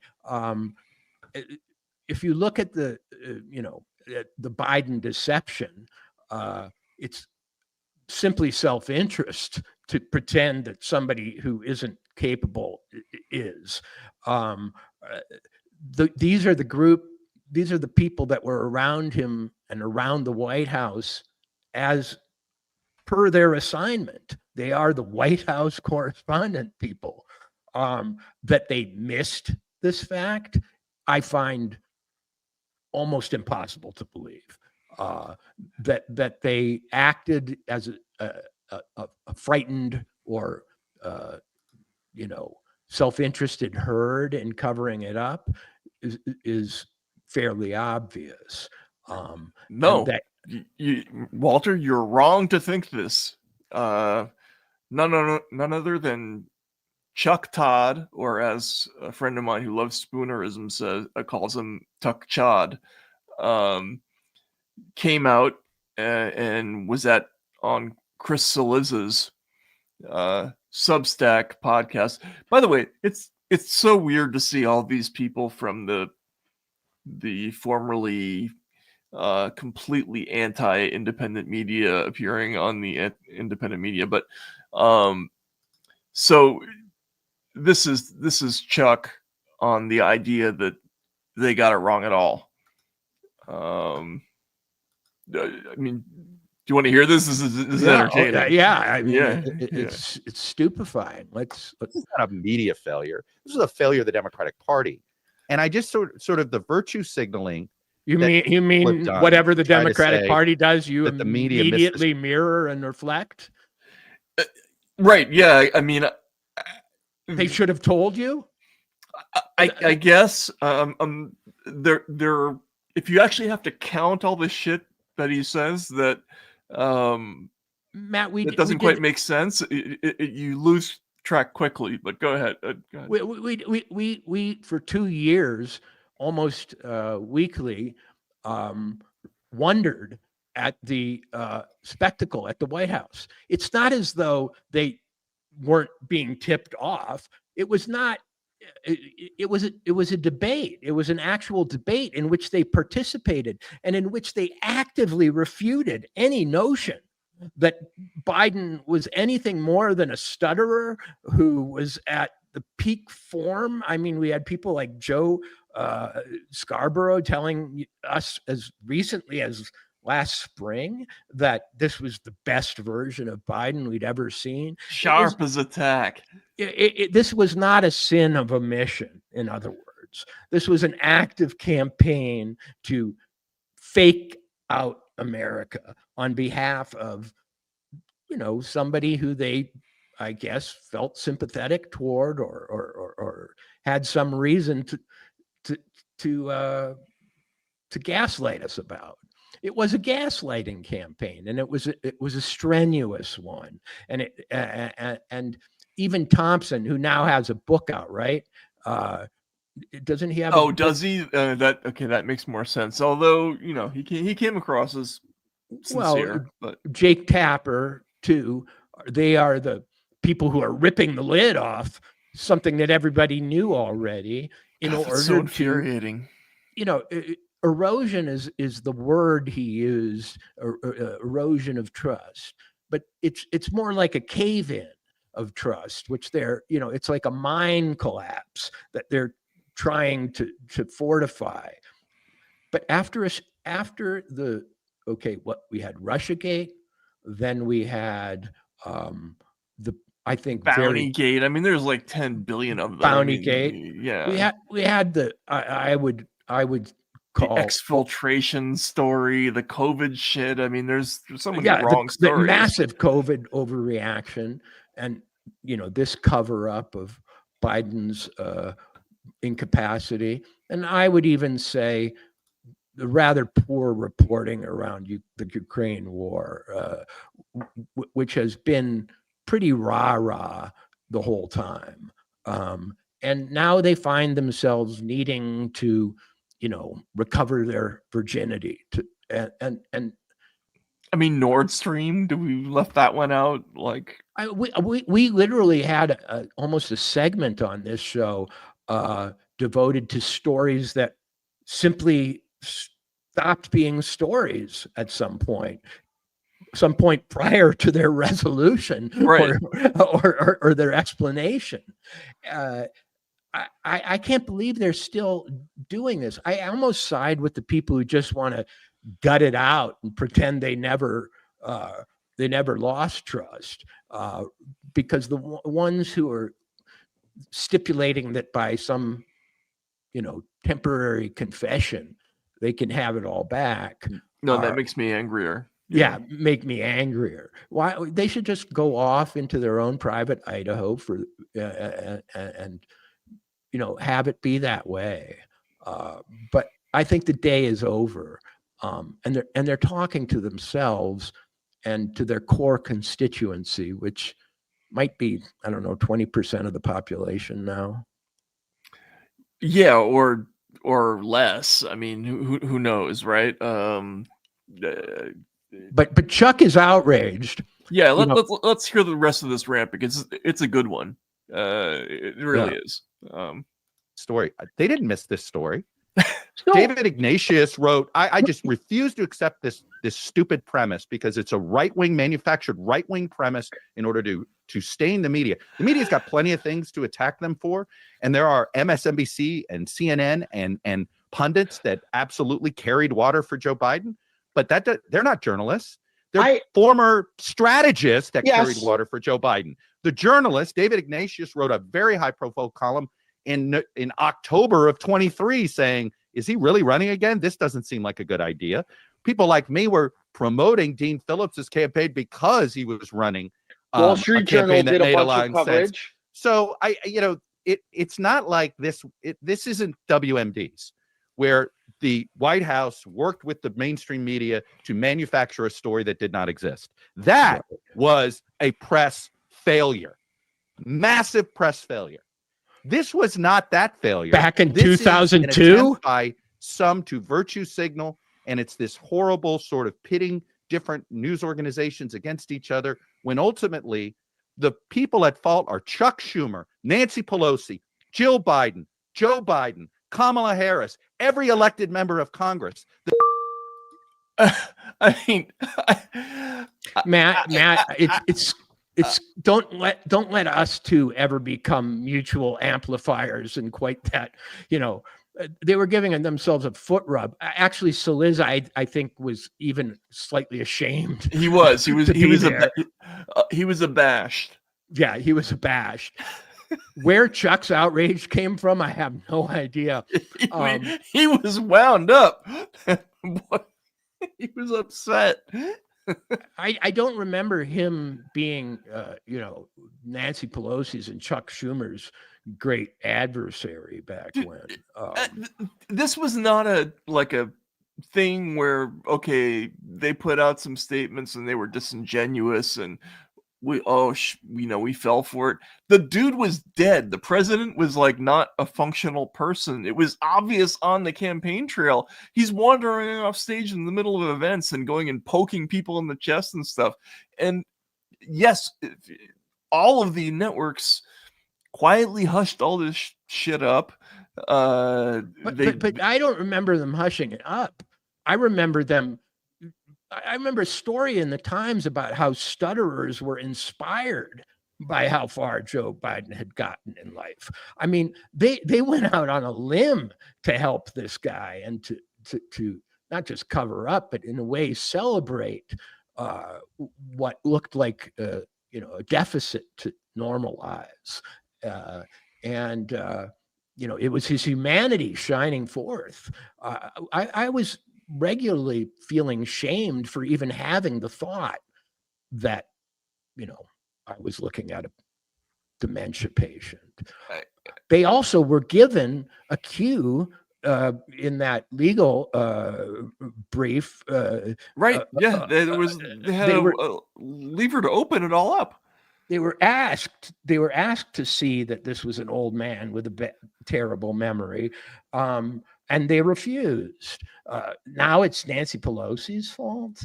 And no one did any reporting on what actually happened when he bowed out of the race, how Kamala actually became the candidate. They just fucking punted on all that stuff.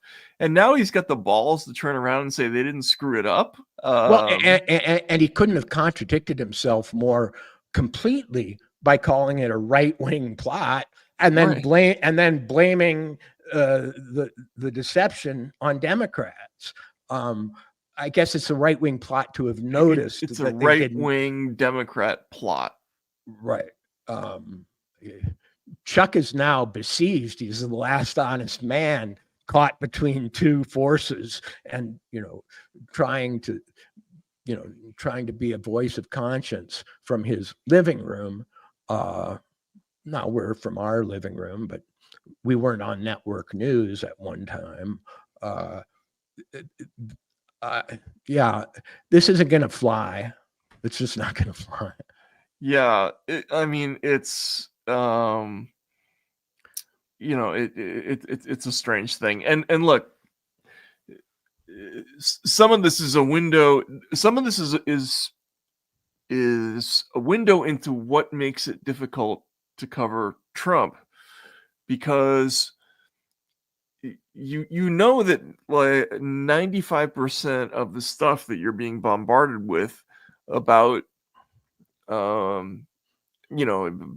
his supposed irregularities, crimes, excesses, and all that, if you scratch it a little bit, it turns out to be something a little bit different, or it turned out to be something that happened with regularity under previous administrations or stuff like that. There's stuff, there's no question about it, but they make it harder to figure out what that is by covering the whole thing. Like, just to give an example, they did a story about Trump, his attendance of the Pope's funeral, and made a whole thing about his suit. Did you see this whole thing? Oh God, yes. I mean, it was amplified across social media that he refused to mourn in the solemn traditional black clothing. Then you saw camera shots of lots of people, including Joe Biden, in suits the same color. No, it's the obverse of the Biden coverage. It's Trump's blue suit at Pope's funeral draws attention. That's the kind of headline that the New York Times should purge from its pages, where the story is not that he wore a blue suit, but that it draws attention. Yeah, I mean that's a self-fulfilling prophecy. People don't like Trump pointed out his blue suit, and it becomes a story. The story not being that a lot of people wore them, or that it should not have drawn attention. The choice did not grossly violate the dress code for the event, which reportedly called for a dark suit with a black tie for men. Prince William also appeared to be wearing blue, though a shade closer to navy, and former President Joseph R. Biden wore a blue tie, but Mr. Trump's look certainly skirted the edges. They asked, Mr. Trump's choice of deep sea blue was both immediately recognizable and seemed fully in line with his desire to telegraph that he is playing by no one's rules but his own. Well, what was Prince William telegraphing? I don't fucking know. Again, the traditional opposition of the Church of England, of which he will soon be titular head, to Catholicism. I mean, what was Biden signaling? I guess everyone had their own reason to wear a blue suit, but Biden was signaling that somebody else put his tie on for him, I think. But that he thinks blue is black and doesn't know the difference at this point. Right. But there you have it, Matt. That is a completely contrived story that uses as its premise that people like us were outraged, and therefore we have to report on the outrage. And then they give you a series of absolutely mutually exclusive state assertions, one being that many people wore it, but that Trump had a special reason. Yeah, Trump had a special negative reason. They don't even claim a source for that. They don't. No, say, they just assert it. I mean, look, it's the fashion writer. Okay, I mean, so well, what is the fashion writer doing? What is the fashion writer doing reporting on politics at this level and mind reading and so on? I guess that's an easy out, but this is not going to resolve itself through a few confessions when this obverse hostility that is the mate of the friendliness to Biden is so freaking conspicuous. So just to bring ourselves full circle, it's too early to know what the hell is going on in Canada because they don't have enough results in to really let us know. And this is even America where we don't even know which districts they've counted and haven't counted and what means what. I'm not going to pretend that I know what the deal is here, but we'll find out tomorrow, I guess. We'll wake up in a new world tomorrow. Right. Whichever one it is. Yeah. But I think all of this kind of brings home for me. I just increasingly find the whole quandary of how do you think about the Trump administration difficult, because if you add in all the context of what happened beforehand and you think about everything that happened as occurring on a spectrum, and then you think about the ongoing possibility of some kind of, not exactly sort of extra legal / authoritarian response, and the fact that every report of impropriety that's coming out now, you have to sift through all of these layers of fucking bullshit before you get to the pertinent facts about any story.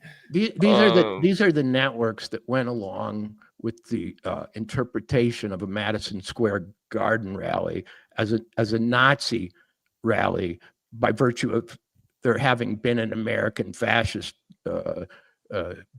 convention there in the 1930s. I'm going to be a little bit radical. I feel these people have permanently sullied their reputations, have permanently devoted themselves to behavioral change rather than reporting, to getting results, to having an effect. They wanted the election to go a certain way. It was absolutely evident across the board. And how they are anything at this point but a peanut gallery, it escapes me. That they could miss the physical and mental decline of a president, and let's agree that they missed it rather than misrepresented it, means that they don't have eyes, which are the premise for any reporting toolkit. And we're going to have to go to a new way of figuring things out. I don't know that it has quite formed yet, but that one's gone. And their mourning and their ultimate statements about how we need to mobilize are, to me, just an index of their desperation.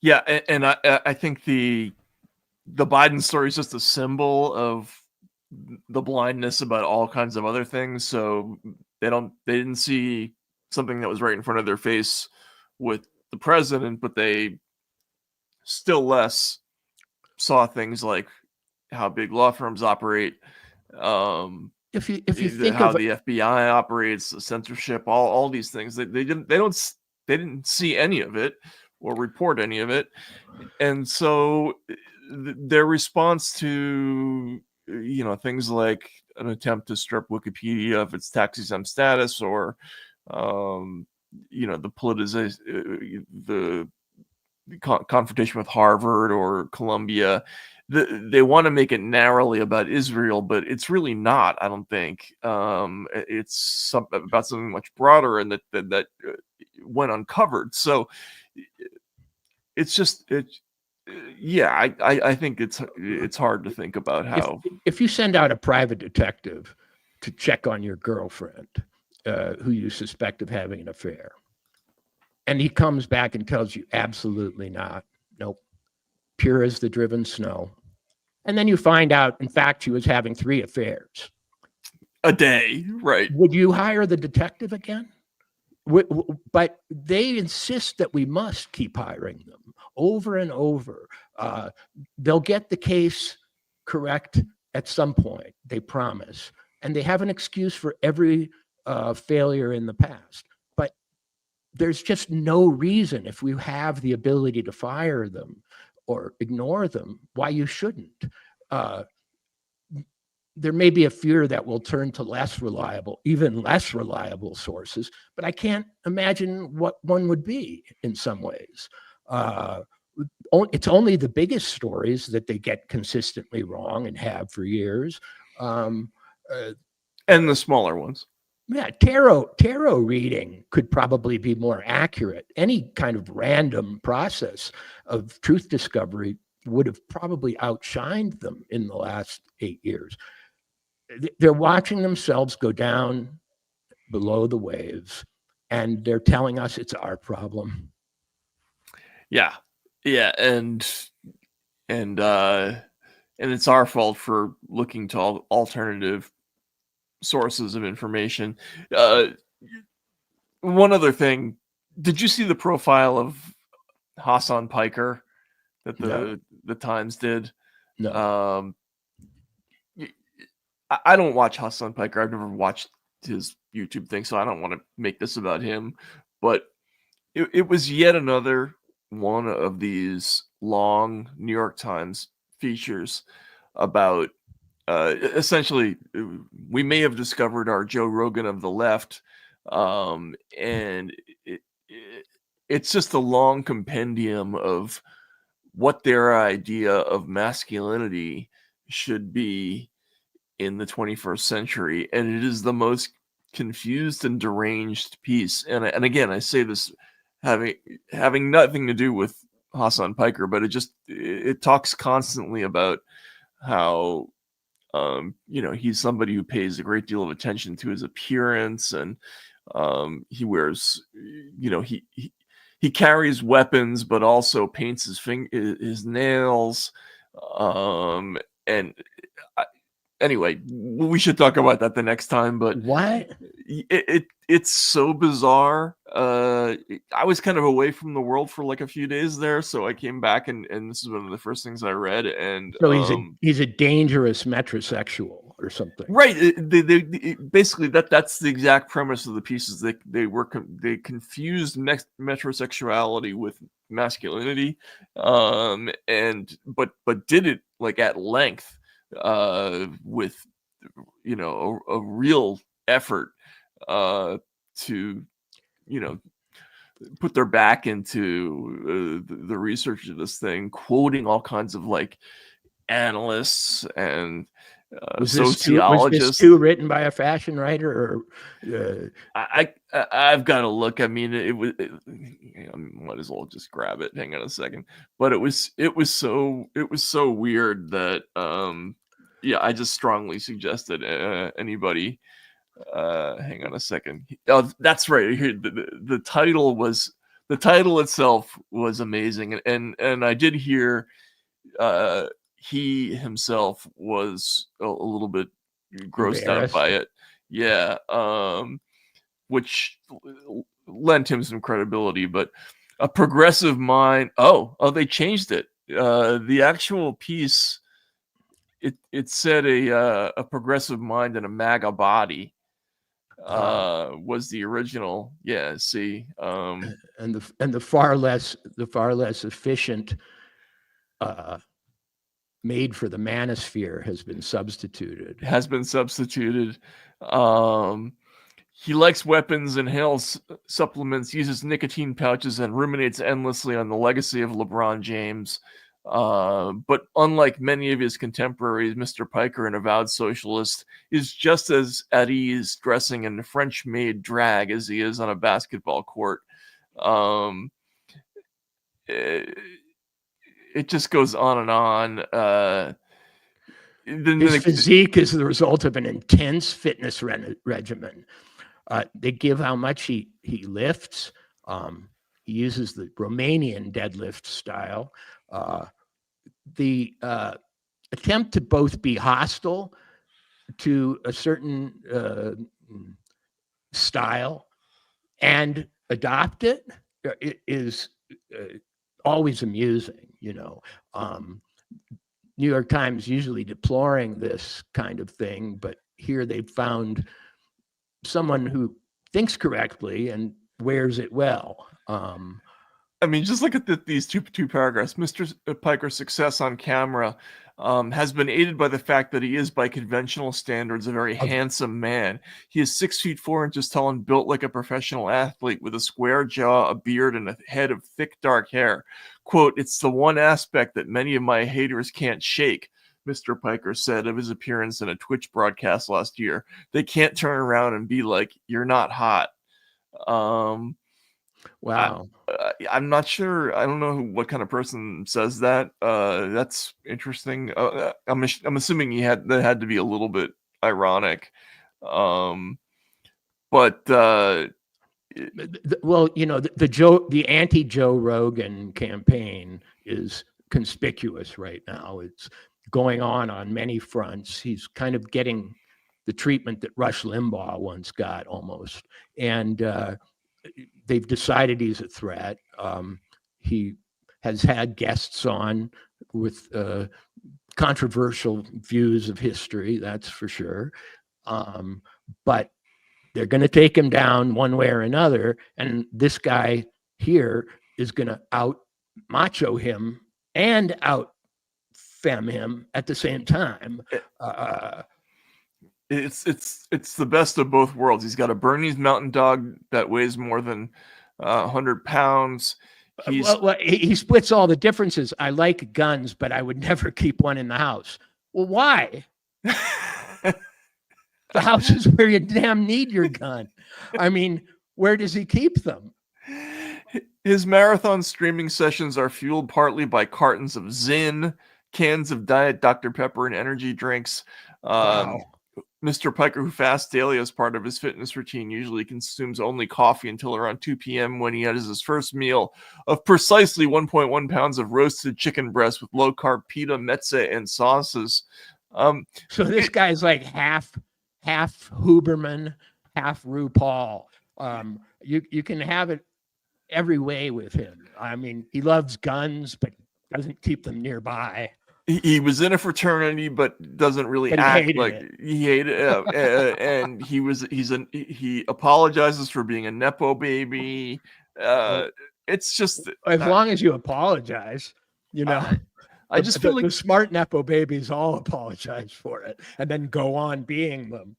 I just don't. I don't understand what the obsession is in this newspaper with trying and failing to define what masculinity is. Like it's such a weird thing with them. They find it elusive for some reason. That in itself is so weird, Walter. But anyway, we'll let that go for now. But here is the other wing of what we were talking about earlier, the desperation of calling for an uprising on behalf of the New York Times and on behalf of David Brooks and on behalf of bureaucrats and law firms and so on is matched by the cool hunting that they're doing, right?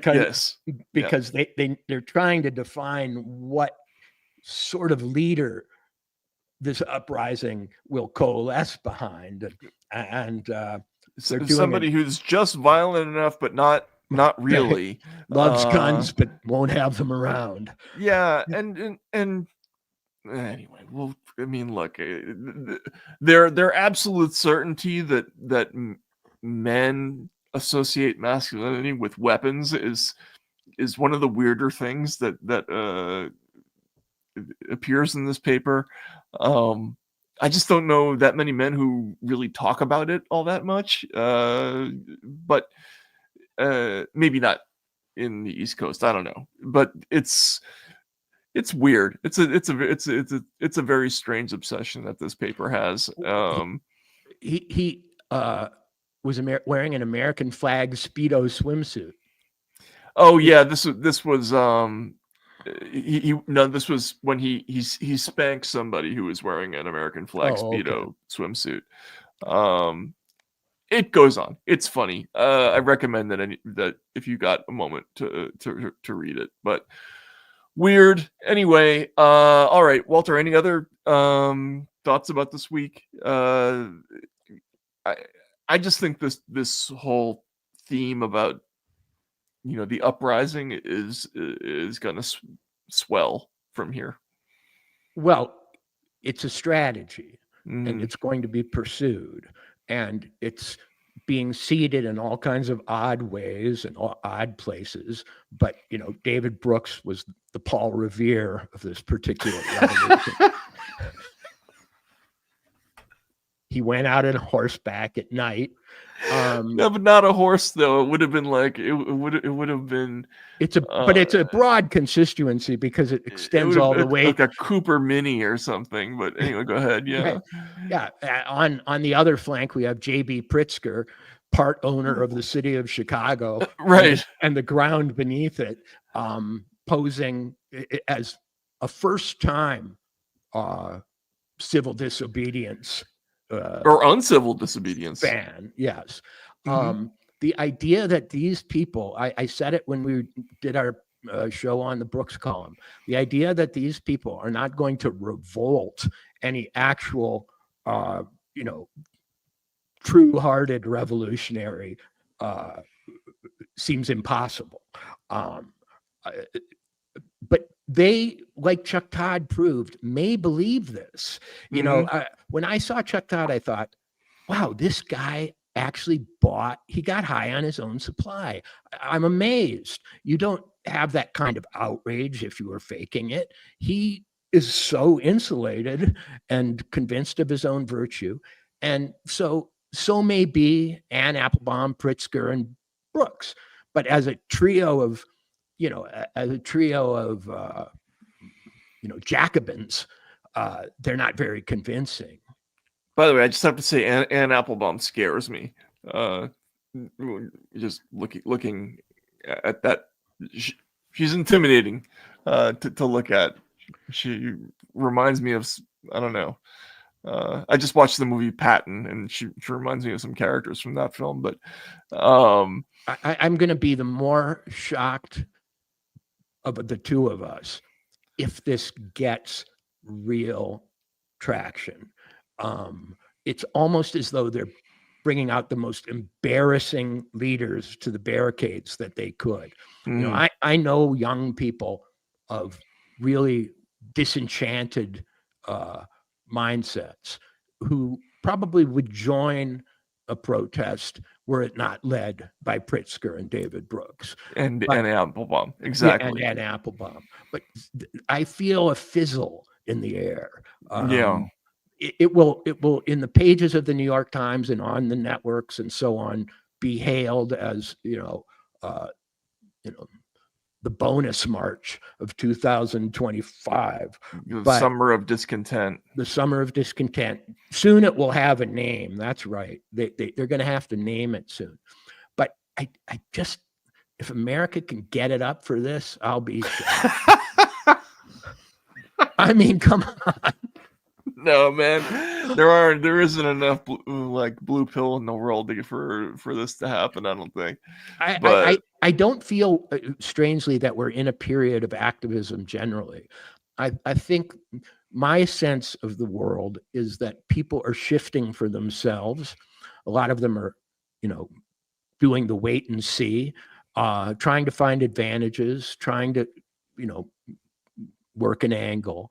But it does not feel like a time of ferment. Maybe that can be ginned up at will if you get enough New York Times columnists calling for it. But no, I mean, I'm betting against it. It could be if Trump goes after some constituency that people don't hate, then it might happen. But so far, Harvard, Jenner block, those victims are not going to arouse widespread sympathy. I don't know. You might be able to get the 24-year-olds out in the defense of the big law firms, right? I mean, because they want to join them, right? That's true. That's true. Maybe they're what they're secretly telling young people is your chance of becoming like us at the law firms, investment banks, and bureaucratic upper reaches is slipping away. This is what you have to do to make partner. Yeah.